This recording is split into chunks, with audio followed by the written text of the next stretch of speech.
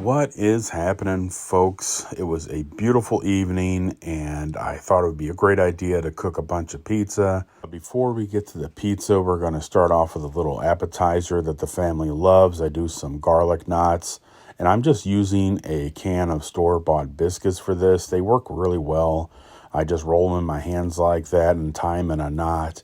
I've got this Blackstone cast iron pan that I got some olive oil in, spritz them with a little more olive oil on top. Then I'm hitting them with some Dano Italiano seasoning and the Dano's seasoning blend also. And we're going to get those in the oven right now. The oven right now, when I'm doing the garlic knots, I have them at about 400 to 450 degrees. Any hotter than that, it's just going to brown too fast and the inside's not going to be done. So you want to make sure not to get the pizza oven too hot.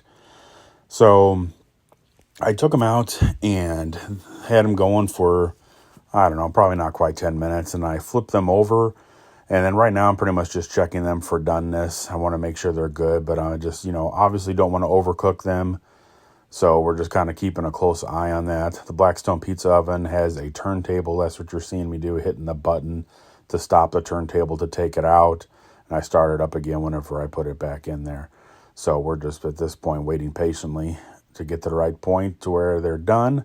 And look at that, looking pretty golden brown. And that is the way we like to have them. So I'm flipping them back over to their natural side there. And then we're doing some homemade garlic butter here. Garlic butter has obviously butter, salt, pepper, garlic powder, Dano's original seasoning, garlic powder. Look at that. Doesn't that look delicious? And the Dano's Italiano seasoning as well. But those turned out super good. And here we go into the house, so the family can enjoy. Now we're going to start with the pizza. First pizza we're doing is a pepperoni and banana pepper, one of my favorites. So this dough that I'm using here is from a Delalio, if I'm saying it correctly, pizza kit. You can get it on Amazon or straight from their website. But they give you the flour and the yeast packet, and then you just add water.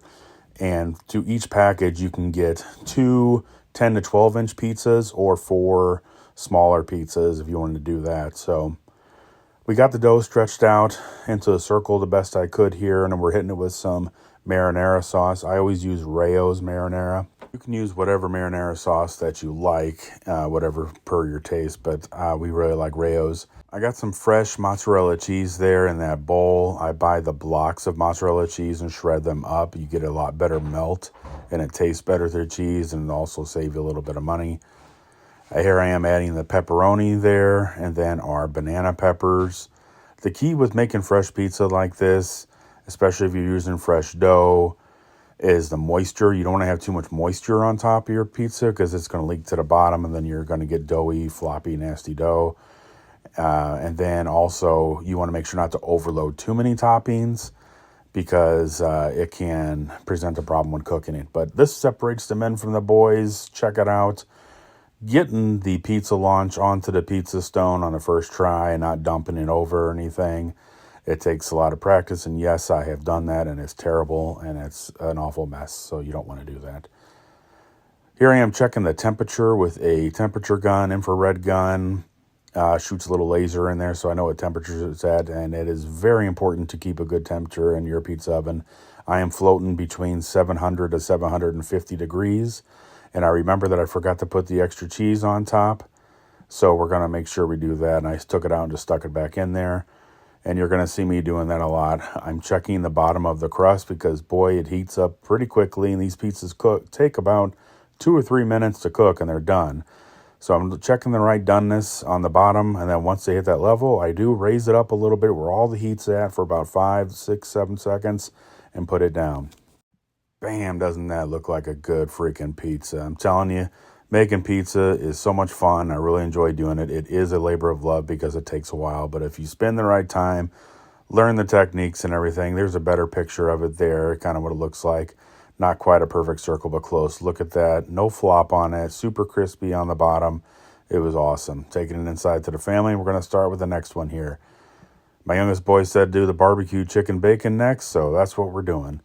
Same deal. I got my dough out. We're spreading it around here. You want to get a good circle going. I always do it on the cutting board first, And then I use gravity to help stretch the dough. No, I cannot spin it on my hand yet. I'm not that good or talented. I'm worried about quality first before I start showboating. I'm not there yet. So here we go with my barbecue sauce. I didn't have much left. I struggled with getting everything I could out of those bottles. Really would have liked to use some more barbecue sauce on there, but that is all I had. Hitting it with the mozzarella cheese again. And for the chicken, I used just Tyson strips that I got from Sam's, and I cooked them a little bit in the air fryer and just cut them up real good, and then added them to the pizza. And then that is some bacon that I crumbled up on there that I already cooked almost to the point to being done. Add a little more cheese, Dano's seasoning, Dano's Italiano on the top.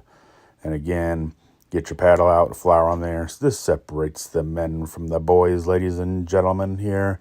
You got to get it on the paddle without it sticking, and then launching it onto the pizza stone without screwing that up. And bam, did it again.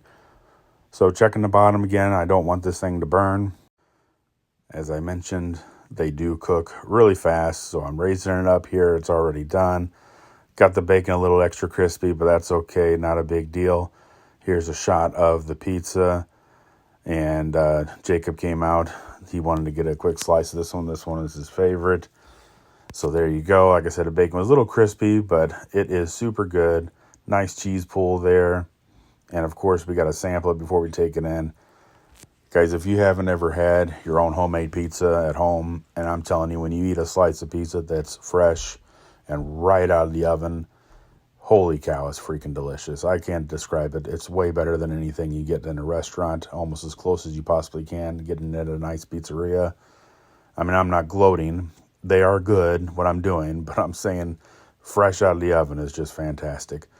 So this one I called my fancy pizza, and I wanted to try doing something a little bit different. And we're using some fresh mozzarella on here. So we got that spread out nice and even. And had to sample some, and then I paid the cheese tax to Frank. And we got some prosciutto right here. I just wanted to give that a whirl on the pizza as well with the fresh mozzarella. I thought that would be a great topping. Next thing we're doing is some roasted red peppers. So yeah, that's really love red peppers and bell peppers. So added this on here.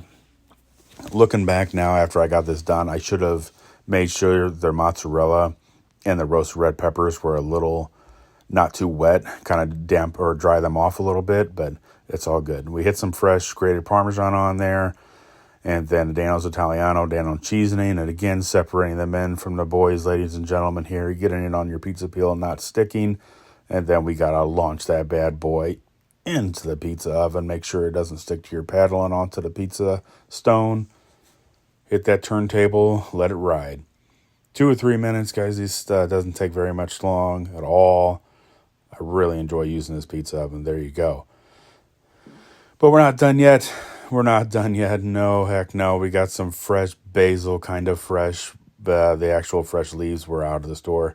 Now we're going to hit it with a balsamic glaze like they do on TV. Look how fancy this looks. Oh my gosh, I'm telling you what, guys. This one was freaking delicious. Tons of flavor on that. Family really enjoyed it.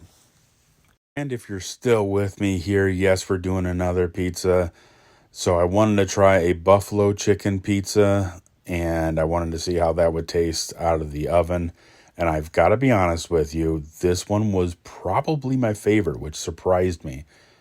Right out of the oven, the combination with the mozzarella cheese, and I did a ranch swirl at the end, and that Frank's Red Hot sauce, it was so good. It heated up and just had a really nice flavor.